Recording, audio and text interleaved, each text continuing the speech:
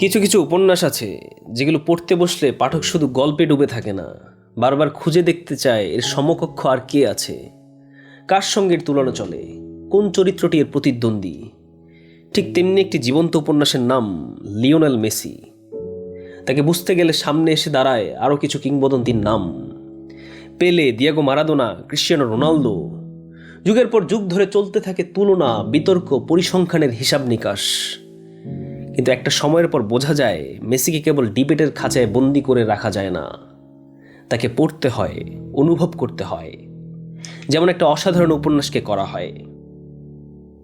Lionel মেসির জন্য গল্পটা কখনো সহজ ছিল না। তিনবার জাতীয় দল থেকে বিদায়ের ঘোষণা দিয়েছিলেন তিনি। প্রতিবারই মনে হয়েছিল বুঝি গল্পের শেষ অধ্যায় এসে গেছে, কিন্তু শেষটা যেন ঠিক মানাচ্ছিল না। যেন কোনো মহান লেখক শেষ পৃষ্ঠায় এসে থমকে গেছেন। কলম হাতে আছে, শব্দও আছে, অথচ সেই কাঙ্ক্ষিত শেষ লাইনটি খুঁজে পাওয়া যাচ্ছে না। সময় গড়িয়েছে, সমালোচনা এসেছে, ব্যর্থতা এসেছে, অপূর্ণতার দীর্ঘ ছায়া তাকে অনুসরণ করেছে। অনেকেই ভেবেছিল হয়তো এই গল্প আর পূর্ণতা পাবে না, কিন্তু কিছু গল্পের নিয়তি আলাদা।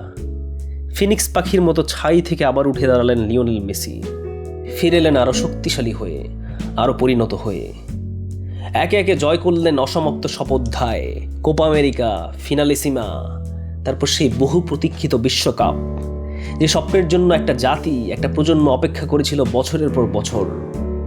তখন মনে হয়েছিল এবার বুঝি উপন্যাসের শেষ পৃষ্ঠায় এসে গেছে, লেখক নিশ্চয়ই এবার থামবেন। কিন্তু না, লিওনেল মেসি যেন লেখককে বললেন, এখন অনেক কিছু লেখা বাকি।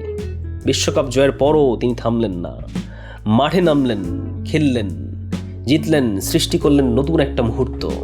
যেন ফুটবল আর একজন ফুটবলারের সম্পর্ক ছাড়িয়ে গেছে, যেন ফুটবল নিজেই তার সবচেয়ে প্রিয় শিল্পীর হাতে নিজেকে সমর্পণ করেছেন। এ কারণেই মেসিকে কেবল পরিসংখ্যান দিয়ে মাপা যায় না, তাকে কেবল বিতর্কের বিষয়ে বানানো যায় না।